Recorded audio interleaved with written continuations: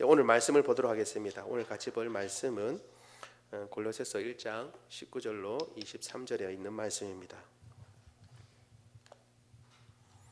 신약 골로새서 1장 19절로 23절인데 제가 가진 성경으로 신약 325쪽에 있습니다.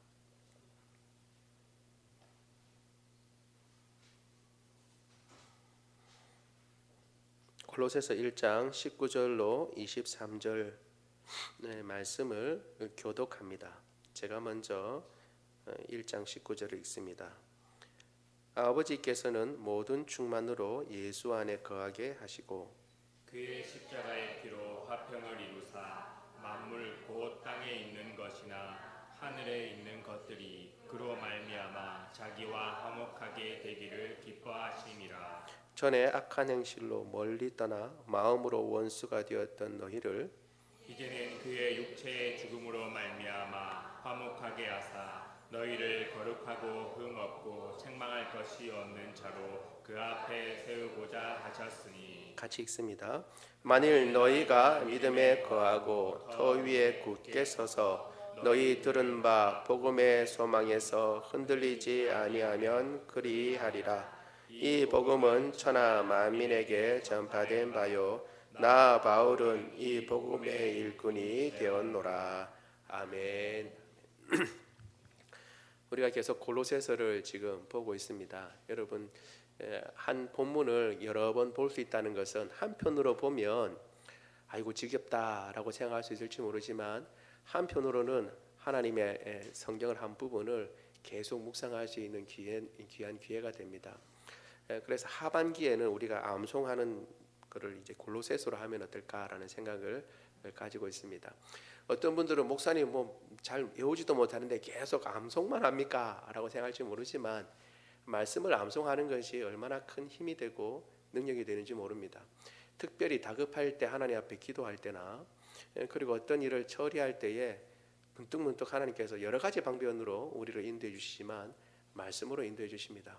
그래서 물론 이제 그때 늘 보는 말씀도 있지만 암송해 두었던 말씀들이 순간순간 떠오르면서 하나님의 뜻을 깨닫게 하는 데 큰 역할을 합니다. 그래서 우리가 암송을 하는 거니까 다시 한번 말씀드립니다. 우리 시편 암송하는 거 조금 위에됐으니까 지금이라도 어차피 다 못한다, 나는 못하겠다라고 하지 말고 하는 것만큼 내 것이 되는 겁니다. 여러분 열심히 암송하면 좋겠습니다. 골로새서는 우리가 아는 대로 이제 소아시아 지방에 있습니다. 그러니까 지금의 터키 지역입니다. 터키 지역에 있는 데인데 두 주변에 경쟁되는 도시가 있었다고 그랬습니다. 히에라볼리와 라오디게아라고 하는 두 도시가 있었는데 이 도시들이 다 이 골로새라고 하는 지역보다 더 유명한 곳입니다. 재력으로는 라오디게아가 더 유명하고 그리고 여러 가지 신전이 있고 종교적인 그런 분위기상으로는 히에라볼리가 더 유명합니다. 이 양쪽에 끼어서 처음에는 그 전체에서 유명한 도시였지만 이 골로새라고 하는 지역은 점차 세력을 잃어가고 빛을 잃어가는 주변에 이제 영향력을 뺏겨가고 있는 그런 상황 가운데 있었습니다. 이런 가운데 골로새 교회 지역에서도 예수님을 믿는 사람이 생겨나게 되었습니다. 바울은 그들에게 편지를 보냈는데 이 사도 바울은 그들을 전도해서 보통은 사도 바울이 전도해서 그 지역 도시에 편지를 보내는데 교회가 생겨서 편지를 보내는데 이 골로새라고 하는 지역은 바울이 전도한 곳이 아니었을 것이다. 학자들은 이야기를 합니다. 아마도 그 좀 더 떨어진 에베소에서 오랫동안 강론을 했는데 거기에 강론을 듣기 위해서 모였던 사람들 가운데 골로새 출신이 있었고 그들에 의해서 이 골로새 지역에 교회가 성립된 것 같다라고 학자들은 그렇게 생각합니다. 이 물 한 컵만 좀 주실 수 있어요? 여기 물이 없는데. 그래서 그렇게 학자들이 이야기를 하고 있는데 그 교회에다가 이제 그렇게 생긴 교회에다가 바울은 관심을 가지고 이렇게 이제 편지를 보낸 것입니다.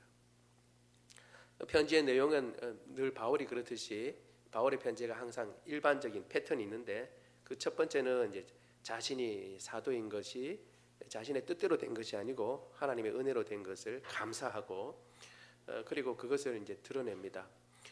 사도인 것을 강조하는 이유는 바울이 자신이 사도인 것을 자랑하기 위해서 그런 것이 아니라 사도가 가지는 독특한 기능 때문에 그렇습니다. 그 기능은 뭐냐면 예수님의 말씀을 받아서 전하는 역할을 하는 것입니다. 그래서 성경이 세워지기 전에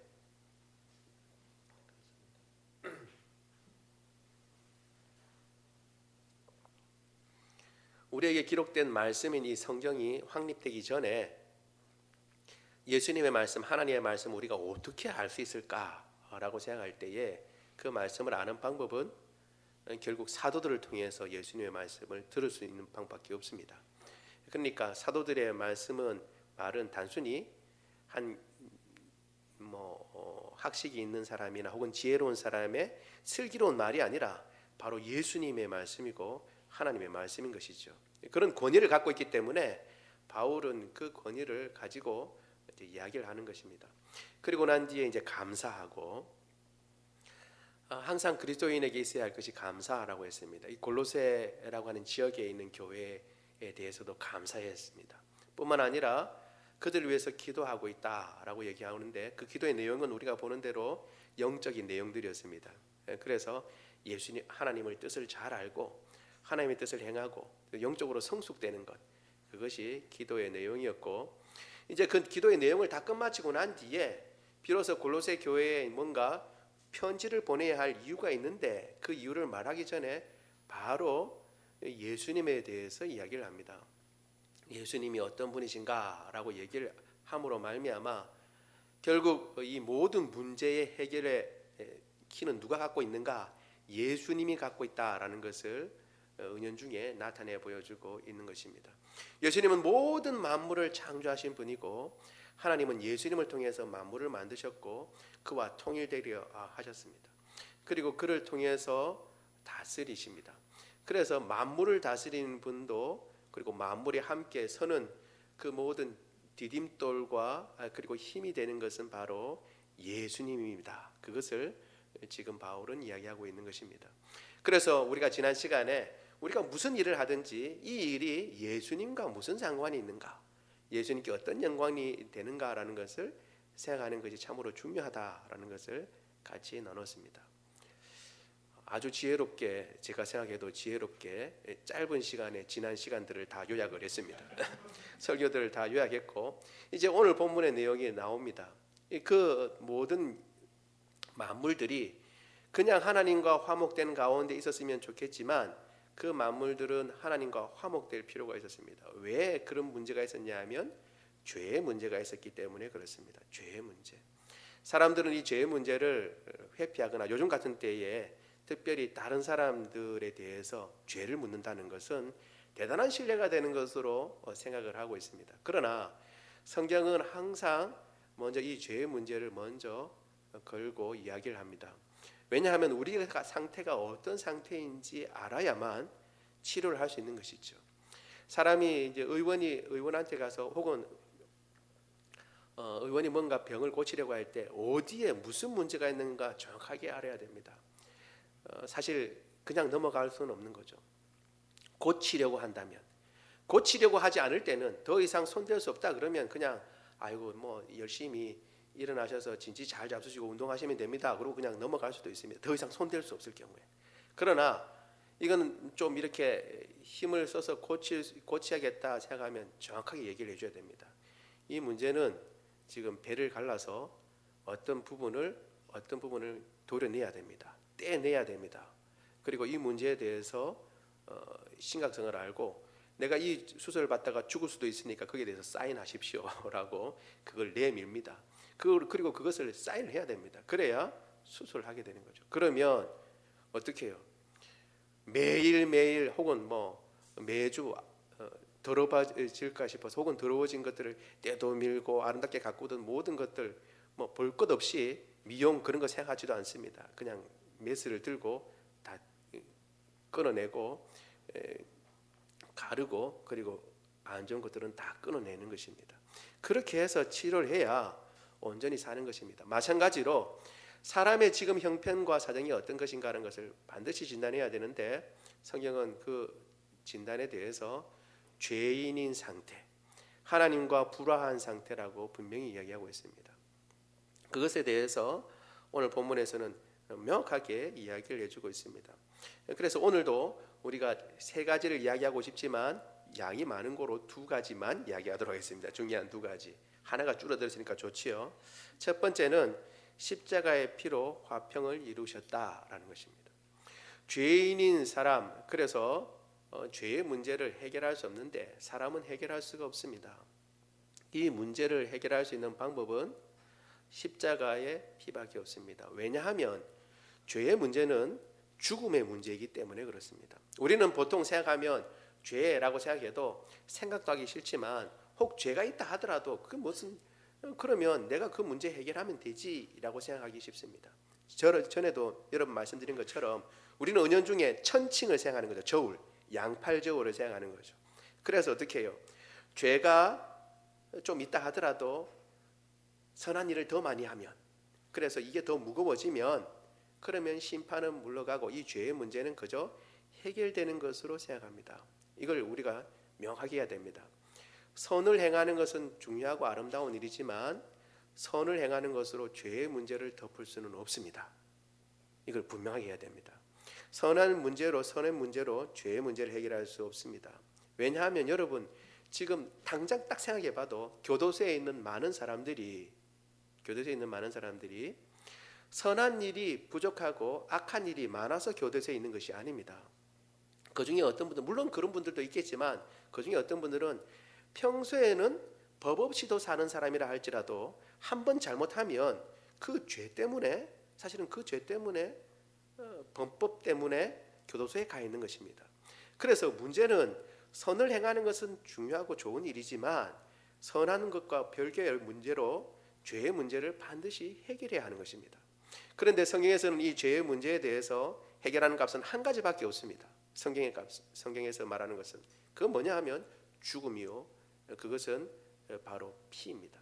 왜냐하면 생명은 피에 생명이 있기 때문에 그렇습니다. 그래서 피를 흘린다라는 것은 우리가 생각할 때 아이고 맨날 예수님 믿는 사람들은 왜 피 이야기하냐라고 얘기를 하는데 그렇게 하는 이유는 바로 죽음을 이야기하기 때문에 그렇습니다.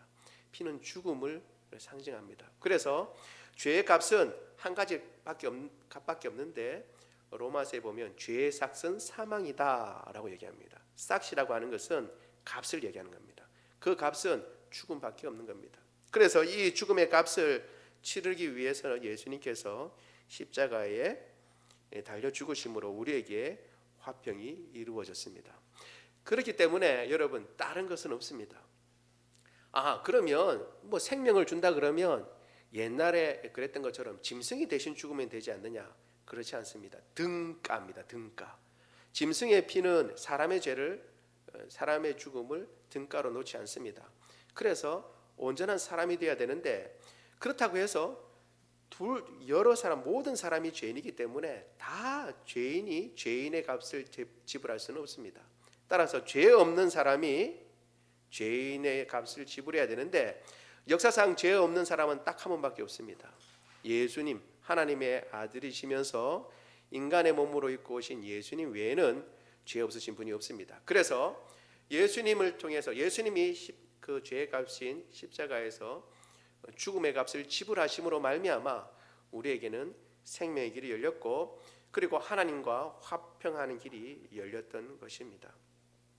따라서 하나님과의 화평을 이루는 것은 예수님의 피 외에는 없습니다. 예수님을 통하지 않고서는 하나님과 화평할 길이 없습니다. 내가 어떻게 하나님 기뻐하시는 아름다운 일을 행해서 내가 하나님을 기쁘시게 해야지라고 하지만 그 전에 먼저 죄의 문제가 해결돼야 하는 것입니다. 이 문제를 해결하는 것은 예수님밖에 없습니다. 그래서 우리가 예수님을 믿어야 하는 것입니다. 그리고 예수님을 믿음으로 우리의 죄값은 하나님께서 용서해 주시는 것입니다. 어떻게? 우리의 죄값을 받아서 용서해 주신 겁니다. 누구를 통해서 받았어요? 우리가 지불한 건 아니지만 누가 지불했어요? 죄 없으신 예수님이 죄값을 지불하셨기 때문에 그 예수님의 피를 보고 그 죽음을 보고 우리를 죄값 치른 죄인으로 보시고 우리를 용서하시는 것입니다. 따라서 이 외에 다르게 하나님과 화목할 길은 없습니다. 예수님을 통하지 않고서는 구원이 없는 줄로 믿습니다. 우리가 그렇기 때문에 예수님을 믿고 예수님을 의지하는 것입니다. 오늘 본문에는 그의 피로 화평을 이루셨는데 그 대상이 만물이다라고 얘기하고 있습니다. 더 확장된 겁니다. 단순히 우리뿐만이 아니라 땅에 있는 것들과 하늘에 있는 것들을 다 화목하게 하셨다, 이렇게 얘기하고 있습니다. 그렇기 때문에 우리가 화목될 뿐만 아니라 온 우주 만물이 예수 그리스도의 희생으로 말미암아 하나님과 화목되는 줄로 믿습니다. 그리고 우리가 그 화목된 자로서 바르게 살면 그것이 회복의 일에 우리가 같이 동참하게 되는 것입니다. 그런데 그럼에도 불구하고 특별히 그 가운데 사람들을 지목하고 있습니다. 뭐냐면 전에는 원수되었던 우리를이라고 얘기하고 있습니다. 너희들이라고 되어 있죠. 21절에 보면 너희들이라고 얘기하고 있는데 우리 모든 사람들을 얘기하는 것이죠. 전에는 악한 행실로 원수되어 떠나 있었던 자들이다, 멀리 떠나 있었던 자들이다 라고 얘기하고 있습니다. 여기 떠나 있던 자들이다 라고 하는 것은 완전히 다른 소속이었다라는 것을 얘기하고 있습니다. 우리 에베소서 2장 12절 같이 한번 읽어보겠습니다. 시작. 그때에 너희는 그리스도 밖에 있었고 이스라엘 나라의 밖에 사람이라. 약속의 언약들에 대하여는 외인이요 세상에서 소망이 없고 하나님도 없는 자이더니. 아멘. 분명하게 성경은 이야기하고 있습니다. 그리스도 밖에 있었고 이스라엘 나라 밖에 사람이고 언약의 약속들에 대해서는 외인이다. 이 언약의 약속들에 대해서 외인이다라고 할 때 쓰는 말과 우리가 떠나 있던 자들이라는 말을 할 때 쓰는 말이 동일한 단어를 쓰고 있습니다. 그러니까 특별히 언약들에 대해서 하나님의 약속을 받고 그다음에 천국에 대한 모든 약속, 성경에 나와 있는 모든 축복들에 대해서 완전히 외인이고 떠나 있던 사람들이었다라는 것을 이야기하고 있는 것입니다. 아무런 상관이 없던 사람들입니다. 그런데 단순히 아무런 상관없이 그냥 각자 갈 길을 가는 사람이라는 것에만 그치는 것이 아니라 더 나아가서 원수들이다라고 21절에 그렇게 이야기하고 있습니다. 더 적극적으로 원수들이라는 거죠. 원수는 어떻게 해요? 함께 한 하늘에 살 수 없는 사람들을 원수라고 합니다. 여러분, 우리가 구분은 해야 됩니다. 원수와 왼수는 구분해야 됩니다. 누가 그러더라고요. 슬리퍼하고 쓰레빠는 완전히 다른 거라고 그럽니다. 같은 물건을 지칭하는 것 같은데 어감상 완전히 다른 말이라고 그럽니다. 쓰레빠는 그렇죠. 딱 그러면 왠지 우리가 딱 무슨 모양이 그려지잖아요. 그림이. 슬리퍼는 그냥 우리가 아는 대로 그냥 슬리퍼를 얘기하는 거지만 쓰레빠는 그냥 단순히 물건뿐만 아니라 마음의 상태 그까지도 다 포함해서 얘기하는 거죠. 원수와 왼수도 마찬가지입니다. 우리 옆에 있는 왼수는 사랑해야 합니다. 왼수는 사랑해야 합니다. 옆에 있는 왼수 누구를 말하는지 여러분 아시죠? 그런데 원수는 같은 하늘에서 잊기 힘든 존재를 우리가 원수라고 합니다. 그 원한을 갚아야죠. 그런데 하나님께서는 우리가 예전에는 하나님과 원수였다고 합니다. 같이 살 수 없는, 같이 있을 수 없는 존재, 하나님과 같이 있을 수 없는 존재였습니다. 왜냐하면 두 가지로 오늘 본문에 얘기하고 있는데 그게 뭐냐면 마음으로 그리고 악한 행실 때문에 이렇게 얘기하고 있습니다. 마음으로 원수가 됐다는 것은 이 마음이라고 나와 있는 오늘 본문의 말은 우리가 말하는 이 하트를 얘기하는 것이 아니라 생각을 이야기하는 것입니다. 생각. 그러니까 생각하는 것이 하나님과 원수였다는 것입니다. 전에는 생각하는 것이 하나님이 기뻐하시는 방향으로 생각하는 것이 아니라 하나님과 전혀 상관이 없고 내가 하고 싶은 대로 하나님과 반대되는 생각을 하고 그리고 그 결과로 어떤 열매를 맺냐 하면 악한 행실로 열매를 맺게 되는 것입니다. 생각은 행실로 나타나게 됩니다. 시편 5편 우리 9절을 같이 한번 읽어볼까요? 시작. 그들의 입에 신실함이 없고 그들의 심중이 심히 약하며 그들의 목구멍은 열린 무덤 같고 그들의 혀로는 아첨하나이다. 아멘. 신실함이 없고 그리고 특별히 그것이 어떻게 나타나냐면 말로서 언어로 나타난다라고 얘기합니다. 마음에 가득한 것이 입으로 나타난다. 성경은 그렇게 얘기를 합니다. 그래서 그 심중이 악하다. 그래서 행실로 나타나게 되는 것이죠. 이거는 새로운 일도 아닙니다. 처음에 하나님께서 사람을 만드셨을 때도 사람들이 그렇게 했습니다. 창세기 6장 5절입니다. 같이 읽어보겠습니다. 시작. 여호와께서 사람의 죄악이 세상에 가득함을 그의 마음으로 생각하는 모든 계획이 항상 악할 뿐임을 보시고. 아멘. 마음으로 생각하는 모든 계획이 어떻다고요? 악해요. 어떨 때 악하다고요? 어떨 때만 악한 게 아니라 항상 악하다라고 했습니다. 하나님이 그렇게 평가를 하신 것입니다. 여러분, 우리가 하나님 앞에 우리 자신 하나님과 떨어져서 우리 자신이 뭔가를 하려고 할 때에, 혹은 좋은 일이라고 할지라도 그것이 하려고 할 때 우리는 조심해야 합니다. 하나님과 관계없는 모든 일들은 항상 그릇되게 되어 있습니다. 그리고 그것은 우리가 예전에 했던 방식입니다. 하나님을 알지 못할 때에 행했던 방식입니다.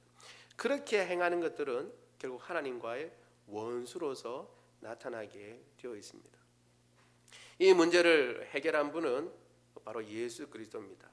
예수 그리스도는 육체의 죽음으로 이것을 해결하셨습니다.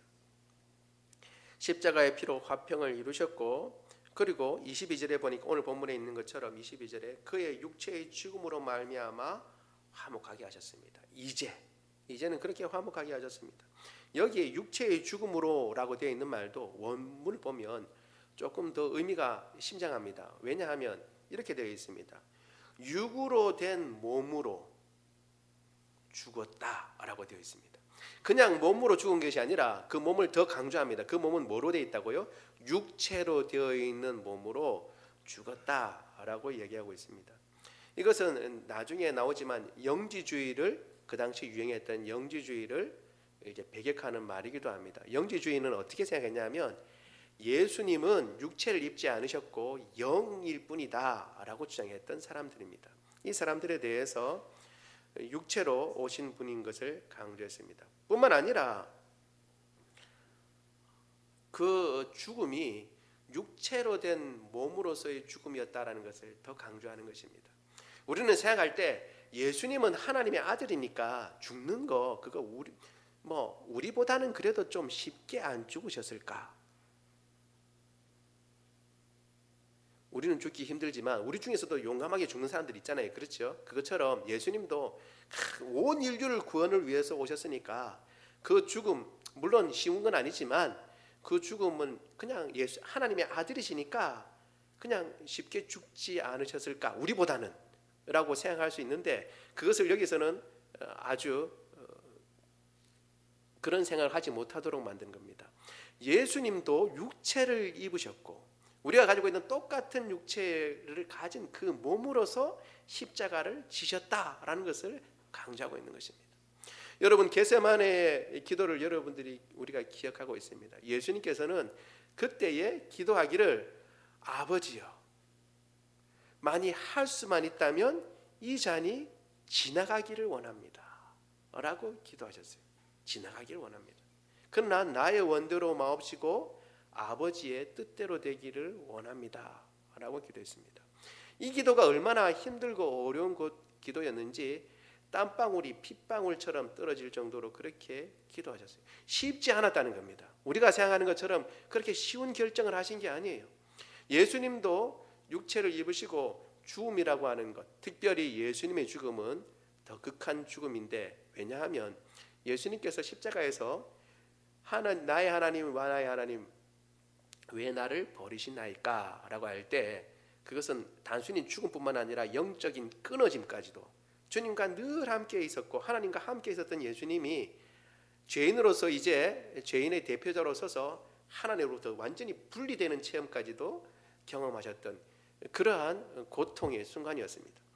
그렇기 때문에 우리가 생각하는 것처럼 쉬운 게 아니었다라는 것을 강조하고 있는 것입니다. 예수님은 육체를, 우리가 똑같이 죽음이 싫고 죽음이 무섭고 그리고 죽음을 경험하고 싶지 않은 분이었음에도 불구하고 하나님의 명령과 우리를 향한 그 사랑 때문에 십자가를 기꺼이 지신 것입니다. 따라서 우리의 구원은 그냥 값없이 주어진 것이 아니라 십자가의 고통과 예수 그리스도의 죽음이라고 하는 그러한 놀라운 값으로 주어진 것입니다. 우리가 하나님과 화목되어서 하나님을 아버지라고 부를 수 있는 것은 지금 아버지라고 부를 수 있으니까 쉽게 아버지라고 부를 수 있는 것 같지만 거저된 것이 아니라는 것입니다. 예수 그리스도는 자신의 피값, 자신의 희생을 통해서 이 하나님과 화목되는 길을 우리에게 열어주셨고 우리는 그 길을 통해서 하나님과 화목되어서 하나님을 아버지라고 부를 수 있는 것입니다. 이번에 올라갔을 때에 하나님 이제 아버지에 대해서 이야기를 하는데 교수님이 그렇게 말씀하시더라고요. 이번에 강의를 하시는 교수님은 먼저 번 총장님이셨는데 조병수 교수님이라고 참 이렇게 볼 때 호리호리하고 힘이 없이 이렇게 야들야들하게 보이시는 분이에요. 그래서 뭐 늘 이제 인자하고 그러셔서 그런 분으로 이제 생각하고 있었는데 이제 당신 아들에 대해서 이야기를 하는 겁니다. 우리가 아들인 것을 이제 이야기하면서 우리 아들은 그냥 집에 들어와 가지고 아들이니까 이제 씻으라 그런데도 씻으라는 말은 귀뚱으로 듣고 더러운 발로 그냥 침대에 덜렁 누워 가지고 그냥 잔다는 거예요. 그리고 뭐 냉장고 뭐라고 그거 없이 그 친구 냉장고 열어서 있는 거 없는 거 다 먹고 그것도 먹고 난 뒤에 치우냐 그것도 아니고 그냥 놔놓고 그냥 덜렁 잔답니다. 그런데 아들의 친구는 그렇게 하지 못한다는 거죠. 아들의 친구는 오면 물어보는 겁니다. 이거 해도 되냐? 자기한테 물어보든지 누구한테 물어봐요? 아들에게 물어보든지 뭔가 하는 일에 모든 조심스럽습니다. 그런데 아들은 그런 게 없어요. 그냥 막 하는 거죠. 여러분 우리 자신을 볼 때에 우리 자신 스스로 놓고 볼 때 얼마나 하나님을 막대하고 있는지 우리 알고 있지요. 하나님을 아버지라고 부르면서 아버지의 생각은 물어보지도 않고 우리가 하는 일이 얼마나 많이 있습니까? 그리고 아버지의 뜻대로 하지 않고 늘 이제 아버지 죄송합니다. 다음부터는 다시는 그렇게 하지 않겠습니다. 이야기를 하고 또 돌아서면 딴 일 하고 있잖아요. 이번만 도와주시면 급할 때 이번만 도와주시면 혹은 배탈이 났을 때도 이 아픔만 없애주신다면 제가 잘 한번 해보겠습니다 라고 얘기하고 또 내 하고 싶은 대로 하고 있죠. 어느 순간 아버지는 언내가 한 데 없죠. 하나님의 아들이 되었기 때문에 예수 그리스도 안에서 하나님은 끝까지 참으시고 우리를 하나님의 선한 길로 인도해 주시는 줄로 믿습니다. 우리가 하나님 앞에서 이런 자유를 얻었고 이러한 파격적인 대우를 받는 것 하나님의 자녀이기 때문에 그렇습니다. 그리고 이것은 바로 예수 그리스도의 십자가의 피로 이루어진 화평으로 말미암는 것입니다. 하나님의 아들이신 예수님 피 외에는 하나님을 향하여 항상 악한 생각을 품고 있는 인생들을 새롭게 할 길은 없습니다. 그런데 이것을 통해서 우리는 하나님의 자녀가 되었고 그렇기 때문에 우리가 예수님을 항상 높이고 그분을 따르고 그리고 그분을 전해야 하는 줄로 믿습니다. 두 번째, 거룩하고 흠이 없고 책망할 것이 없는 자로 우리를 세워주신다라는 것입니다. 여러분 우리가 예수님 때문에 하나님과 화목하게 되었으면 그러면 그것으로 끝인가? 혹은 우리가 왜 구원을 받았는가? 라고 얘기할 때에 많은 분들이 천국을 이야기합니다. 예수님 믿으면 어떻게 한다고요? 천국 간다고 그렇게 얘기합니다. 그런데 여러분 한번 잘 생각해 봐야 합니다. 우리가 하나님께서 화목하게 하셔서 우리를 천국 보내주시려고 하는지 생각해야 합니다. 여러분 만약 우리가 이와 똑같은 지금 나의 상태와 똑같은 이런 품성과 심성을 가지고 천국 간다고 생각해 보죠. 혹은 주변에 우리 모든 믿는 사람들이 이런 품성과 심성을 가지고 천국 가면 어떤 일이 벌어질까요? 천국에도 벌써 땅 따먹기를 하기 시작합니다. 금 꺼놓고 내가 먼저 왔는데 너는 나중 왔으니까 내가 몇 평을 살아야 되고 너는 몇 평을 살아야 된다 라고 얘기할 겁니다. 그리고 천국 가서도 어떻게 해요? 이래봬도 내가 어떤 대학을 나왔는데 내가 더 좀 뛰어난 지위에 올라가가지고 그렇게 이야기하겠다라고 하지 않겠습니까? 결국은 여러분, 우리가 하나님께서 우리를 구원하신 것은 천국이 아니라 천국에 합당한 사람으로 만들기 위해서 우리를 구원하신 것입니다. 우리가 그것을 기억해야 하는 것입니다. 우리는 보통 구원받는다 그러면 뭐 물질도 풍족하고 뭐 부족함이 없는, 지금은 좀 뭔가 부족하니까 그런 것이 없는 저 천국에 가서 그러면 흥청망청 우리가 하고 싶은 대로 다 하겠네 라고 생각하기 쉬운데, 은연중에 그런데 그렇게 하면 그거에 어디게 됩니까? 거기는 천국이 아니라 또 지옥이 되는 겁니다. 결국 어떤 것이 변화되어야 하냐면 우리의 심성이 변화되어야 되고 사람이 변화되어야 되는 것입니다. 그래서 그것을 우리가 오늘 본문에서 이야기하기를 거룩하고 흠이 없고 책망할 것이 없는 자로 만들고자 우리를 하나님과 화목시켰다라고 얘기를 하고 있습니다. 여러분, 그래서 하나님께서는 우리를 향하신 뜻이 있는데 그건 뭐냐 하면 지금 요 모양 요대로 사는 것이 아니라 더 거룩하고 하나님 보시기에 더 흠이 없고 더 정결한 자, 책망할 것이 없는 자로 만들고자 하심이다라는 것을 우리가 기억해야 합니다. 따라서 예수님을 믿는다는 것은 어떤 것이냐 그러면 하나님과 화목되고 난 뒤에 나의 지금 상태로 만족하고 내버려둬라, 내가 지금 몇 년 살아왔는데 그냥 이대로 살겠다라고 하는 것이 아니라 하나님을 바라보고 이제는 그 하나님의 품성을 바라보고 하나님의 시각 앞에서, 하나님의 그 눈앞에서 거룩하고 흠이 없도록 살기 위해서 매일매일 경주하고 달려가는 삶을 살겠다는 것을 이야기하고 있는 것입니다. 주님은 우리를 그런 사람으로 만들고자 우리를 구원하신 것입니다. 우리는 여기서 기준을 낮추면 안 됩니다. 절대. 여러분, 왜냐하면 그 앞에서라고 오늘 본문에 이야기하고 있기 때문에 그렇습니다.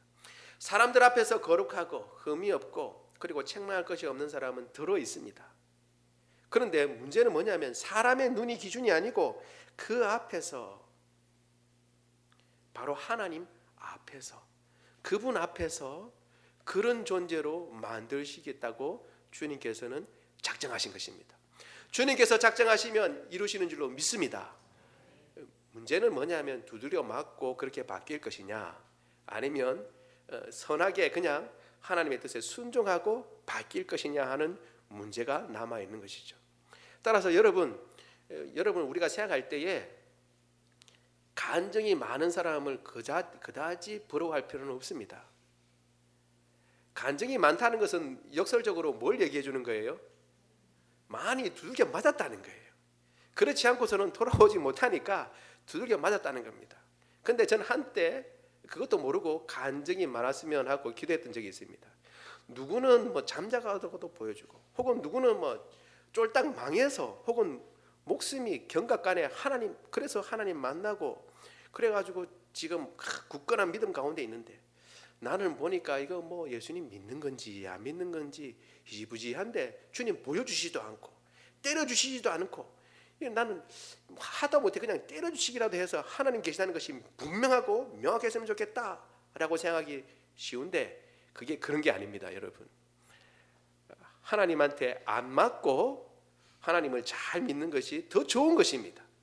하나님께서 지금 나를 안 때리신다 그러면 여러분 믿음 생활에서 더 눈 반짝 뜨고 그리고 믿음 생활을 잘 할 수 있게 되는 저와 여러분 되기를 원합니다.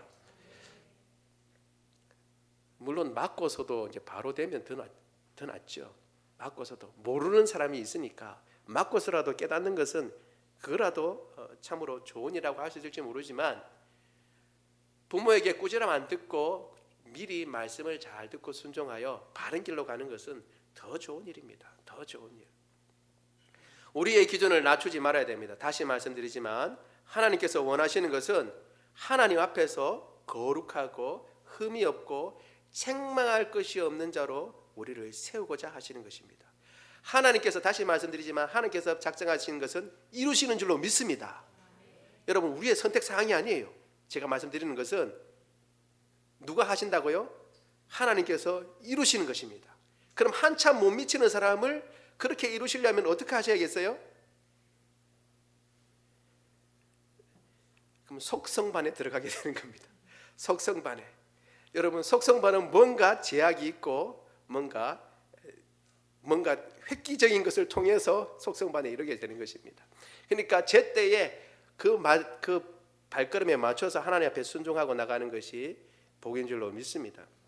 이렇게 행할 때에 두 가지를 행해야 이렇게 가능하다 그랬습니다. 오늘 본문에 그 두 가지가 뭐냐 하면 우리 23절에 있습니다. 23절은 제가 거기 참고 구절로 들으지 않았는데 우리 오늘 본문이니까 같이 한번 읽어볼까요? 23절 시작. 만일 너희가 믿음에 거하고 터 위에 굳게 서서 너희 들은 바 복음의 소망에서 흔들리지 아니하면 그러하리라. 예, 거기까지 전반절만 읽겠습니다. 두 가지를 얘기합니다. 첫 번째는 믿음에 기초하여 견고히 서서 서는 것입니다. 여기 보면 너희 믿음에 거하고 터 위에 굳건히 서서라고 하는 말은 믿음의 기초를 믿음으로 삼고 거기에 흔들리지 않고 견고히 서는 것을 이야기하는 것입니다. 이렇게 했을 때에 우리가 바로 거룩하고 흠이 없고 책망할 것이 없는 자로 하나님 앞에 서게 된다라고 얘기를 하고 있는 것입니다. 여러분, 이 터는 믿음이어야 하는 것입니다. 우리가 딛고 서 있는 것은 믿음이어야 하는 것이지 다른 세상의 어떤 것으로 할 수는 없습니다.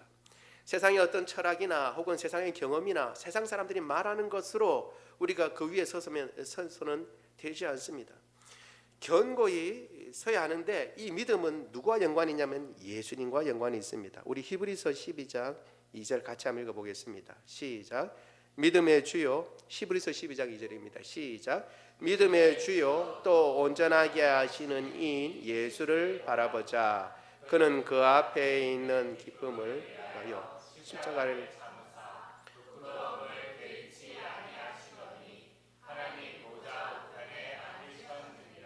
아멘. 믿음의 주요 온전하게 하시는 이라고 되어 있는데 이것은 원어를 그렇게 하면 믿음의 시작이요 마침이신 분이라는 뜻입니다. 그러니까 예수님이 믿음의 시작이요 마침입니다. 믿음이라고 했을 때 누구를 바라봐야 되냐면 예수님을 바라보고 의지하는 것을 이야기하는 것입니다. 우리가 그냥 보통 믿음이라면 깊은 신뢰, 내 사람에게 대한 신뢰를 가지고 있는 것을 믿음이라고 그러는데 그냥 아무나에 대한 믿음을 성경에서 이야기하는 것이 아니라 예수님과 관계된 것을 이야기합니다. 왜? 예수님이 믿음의 시작한 분이고 마침인 분이기 때문에 그렇습니다. 믿음의 주요 온전하게 하신 분을 우리가 바라봐야 하는 것입니다. 그렇게 될 때에 우리가 모든 일 가운데 누구를 바라보는 거예요? 예수님을 바라볼 때에 거룩하고 흠이 없고 티가 없고 주름이 없고 비난할 것이 없는 자로 하나님 앞에 서게 되는 것입니다. 뿐만 아니라 복음의 소망에서 떠나지 않아야 하는 것입니다. 복음의 소망에서 흔들리지 아니하면 이 흔들린다는 말은 떠나지 않는다는 것을 이야기하는 것입니다. 여러분, 복음의 소망이라는 것은 여러 가지 해석을 가능합니다. 어떻게 해요? 복음이 기초된 소망 혹은 복음이 소망이다라는 뜻도 되고 그 모든 것들이 다 이야기하는 것은 뭐냐 하면 복음과 소망은 끊어지지 않고 참 소망은 복음으로 말미암는다라는 것을 이야기해주고 있는 것입니다. 여러분, 세상 사람들은 소망을 가지고 있습니다. 내가 연금을 지금 얼만큼 붓고 있는데 70세만 돼봐라. 내가 그 연금 받으면 이제 떵떵거리고 살 거다라고 사람들이 연금을 이제 붓고 있으면서 생각합니다. 혹은 저 산골 어디에 지금 내가 땅을 몇 평, 만 평을 지금 사놨는데 지금은 별 볼 일 없지만 20년 후는 거기에 개발된다. 그러면 땅값 오르고 나는 떵떵거리고 산다. 그럼 내 소망이 어디에 있어요? 그 만 평인 땅에 있는 것이죠. 그 소망을 품고 있습니다. 지금은 내가 별 볼 일 없지만 내 아들, 똘똘한 아들이 지금 공부 잘하고 있는데 얘는 지금 우리 가문의 소망이다. 이 커서 가문을 일으키고 그리고 또 내 얼굴을 세워줄 것이다 라고 생각합니다. 소망을 거기다 품고 있는 것이죠. 그러나 참 소망은 복음으로부터만 나오는 것입니다. 복음에만 소망이 있는 줄로 믿습니다. 예수님만이 우리의 소망입니다. 왜냐하면 그 예수님으로 말미암은 소망만이 변함이 없기 때문에 그렇습니다. 세상의 모든 소망은 다 조건과 여건에 의해서 변할 수가 있어요. 내가 흔들리지 않는다고 생각했지만 흔들립니다. 여러분, 국가는 부도가 나지 않는다고 생각을 했던 적이 있었습니다. 그런데 국가도 부도가 납니다. 그럼 연금은 어떻게 돼요? 연금은 어떻게 됩니까? 부도가 나지 않는 거라고 생각하고 안전한 거라고 생각했는데 국가도 부도가 난다니까요. 한국은 계속 땅값이 오를 거라고만 생각했습니다. 그런데 땅을 투자했다가 손해보는 사람들이 이제 나타나고 있습니다. 여러분, 세상의 어떤 소망은 다 뭔가 조건이 갖춰져야만 참 소망이 됩니다. 그런데 저 하늘에 있는 소망은 영원히 변하지 아니하고 안전한 소망인 줄 믿습니다. 골로새서 1장 5절 우리가 벌써 그걸 배웠습니다. 우리 같이 한번 읽어볼까요? 골로새 1장 5절 시작. 너희를 위하여 하늘에 쌓아둔 소망으로 말미암음이니 곧 너희가 전에 복음 진리의 말씀을 들은 것이라. 아멘. 여러분, 복음 진리의 말씀을 듣고 그 말씀으로 말미암는 소망, 그 소망을 가지고 있으면 우리는 그 소망 때문에 거룩하기를 힘쓰게 되는 줄로 믿습니다. 그 소망을 가지고 있기 때문에 주님을 다시 배울 날을 바라보면서 지금 나의 삶을 거룩하게 하고, 그리고 그날에 주님을 배웠을 때에 책망받을 것이 없는 사람으로 서기 위해서 노력하고 분투하는 것입니다. 그래서 이 거룩하고 흠이 없고 책망할 것이 없는 사람으로 서기 위해서는 어떻게 믿음의 기초 위에 굳건히 서서 소망의 복음의 소망에서 떠나지 말고 거기에 계속 머물러 있어야 되는 것입니다. 반대로 세상 사람들 혹은 마귀는, 사탄은 우리를 여기서부터 떠나게 하는 것입니다. 결국은 뭐냐면 믿음의 기초를 흔들어 놓고, 그리고 우리가 가지고 있는 소망을 다른 것으로 자꾸 바꾸려고 하는 것입니다. 이런 싸움 가운데서 우리가 흔들리지 말고 주님께서 원하시는 그 수준, 하나님 앞에서 거룩하고 흠이 없고 그리고 책망할 것이 없는 자로 스스로 세우기 위해서 더욱 주님의 그 복음을 붙잡고 그 소망 가운데 흔들리지 말고 주님 바라보며 달려가는 저와 여러분 되기를 원합니다. 우리 말씀을 생각하며 같이 기도합니다. 기도할 때에 우리가 이미 말씀 가운데 살펴본 것처럼 주님께서 큰 대가를 치르시고 우리를 구원하신 것에 대해서 감사하고, 또 그 구원은 목적을 향한 것입니다. 우리의 거룩한 삶, 그리고 흠이 없고 하나님 앞에서 책망할 것이 없는 삶입니다. 그 삶을 향해서 부단히 달려가고, 나의 힘으로 안 되니 주의 복음 가운데 머물고 주의 말씀 가운데 행할 수 있도록 주님 붙잡아 달라고 우리 같이 함께 주님 앞에 기도하도록 하겠습니다.